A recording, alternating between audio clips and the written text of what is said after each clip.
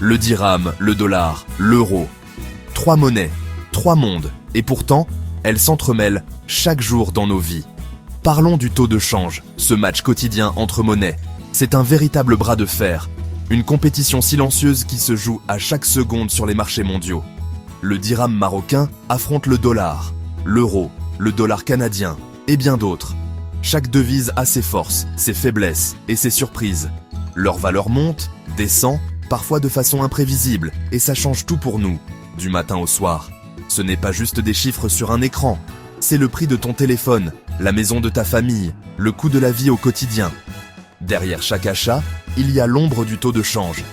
Pour un Marocain résidant à l'étranger, MRE, le taux de change, c'est la clé. 1 euro ou 1 dollar fort, et chaque transfert devient un vrai bonus. C'est un coup de pouce pour la famille restée au pays, un soutien qui dépend de la force de la monnaie étrangère. Mais si le dirham faiblit, tout coûte plus cher ici. Les courses, les factures, même les petits plaisirs deviennent plus lourds à porter. Le prix de l'essence, des voitures, même du pain, dépend de ces taux.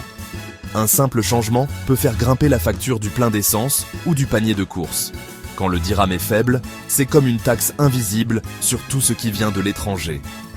Les produits importés deviennent des luxes, et on sent la différence à chaque passage en caisse. On doit payer plus pour les mêmes choses, et ça pèse sur nos choix et nos budgets. Les familles doivent jongler, faire des compromis, parfois renoncer à certains projets. Ce spectacle du taux de change, c'est du suspense, des gagnants, des perdants, et un impact direct sur nos vies. On suit les chiffres, on espère, on s'inquiète. Que tu sois à Casablanca, Paris, Montréal ou Alger, tu es concerné. Les frontières ne protègent pas de ces fluctuations, elles nous relient même davantage. Les chiffres changent, mais l'impact est bien réel. Derrière chaque variation, il y a des histoires, des espoirs, parfois des déceptions. On va décortiquer tout ça ensemble. Comprendre, c'est déjà mieux se préparer à affronter ce grand bazar. Qui sont les champions de ce jeu?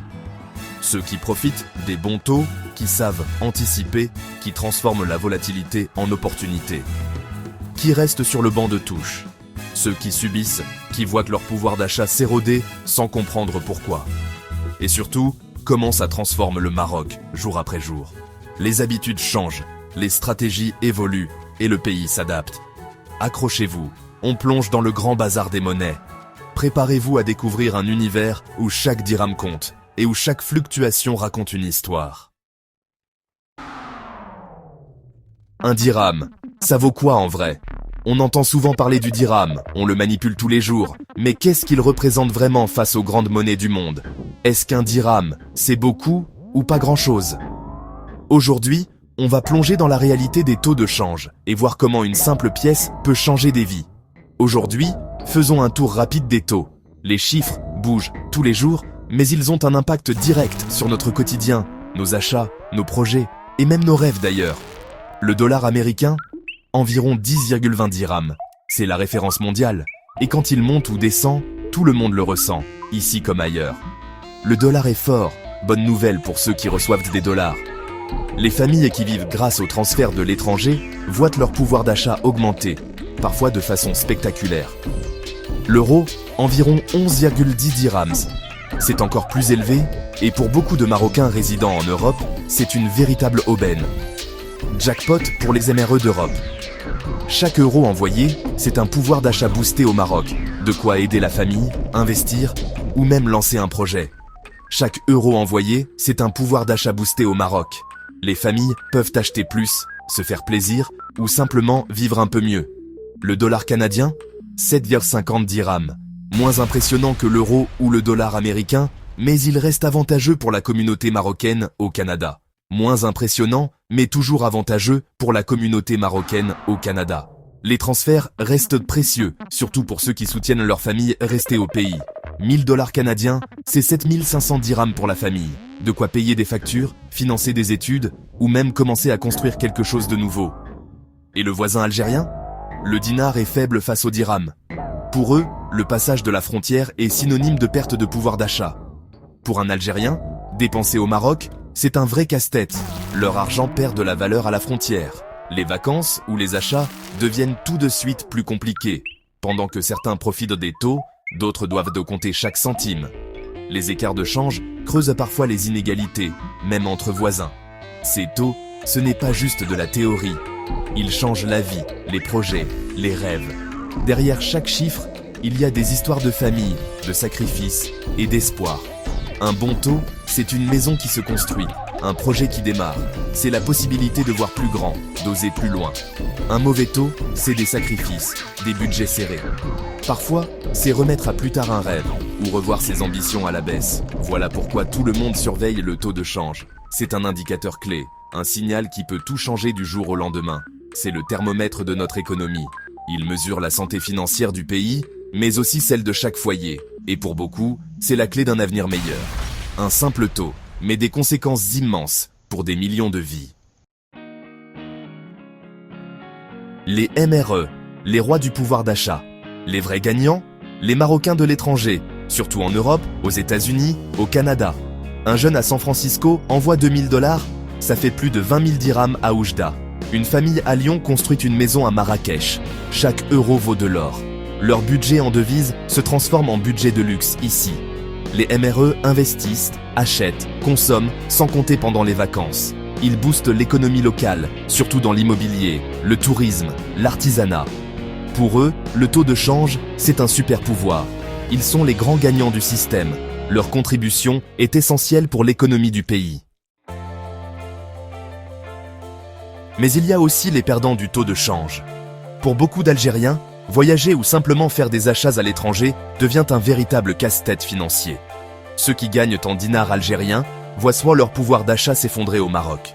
Chaque billet semble perdre de sa valeur dès qu'il franchit la frontière. Un commerçant ou une famille algérienne doit dépenser beaucoup plus pour le même service ou produit. Les prix affichés paraissent soudain inaccessibles, même pour les besoins les plus simples. Le taux officiel ne reflète pas la réalité. Et sur le marché noir, le dinar est encore plus faible. Les échanges se font souvent dans l'ombre, loin des regards, à des taux désavantageux. Un simple repas ou une location de vacances devient un luxe. Ce qui était autrefois abordable devient hors de portée pour beaucoup de familles.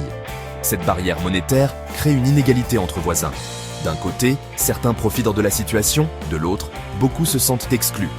Même au Maroc, ceux qui n'ont que des revenus en dirhams souffrent. Ils voient du coup les prix grimper sans que leur salaire ne suive. Les prix montent à cause de la demande étrangère, surtout dans l'immobilier et le tourisme. Les investisseurs étrangers et les touristes font grimper les tarifs, rendant la vie plus chère pour les locaux. Les locaux perdent la facture, parfois sans pouvoir suivre.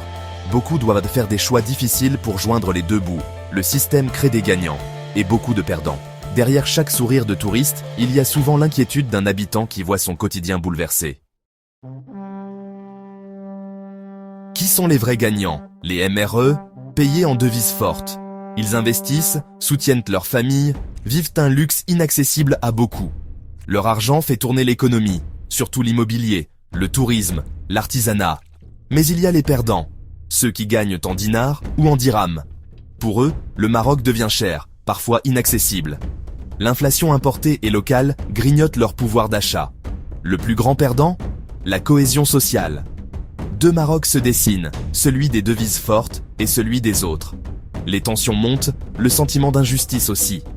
C'est une société à plusieurs vitesses qui se profile. D'un côté, des MRE qui font tourner l'économie avec leurs devises. De l'autre, des Marocains qui voient non les prix flamber. Et au milieu, des voisins pour qui le Maroc devient un luxe. Le dirham est géré par la Banque centrale pour garder la stabilité. Faut-il continuer ainsi? Ce système protège des crises, mais limite la croissance. Certains veulent libéraliser le dirham, le laisser flotter comme l'euro ou le dollar. Un dirham flexible pourrait booster les exportations, mais c'est risqué. Le danger, c'est la dévaluation, l'inflation, la perte de pouvoir d'achat. Faut-il garder le dirham en cage ou le laisser s'envoler? C'est le grand dilemme du Maroc de demain. Le débat est ouvert.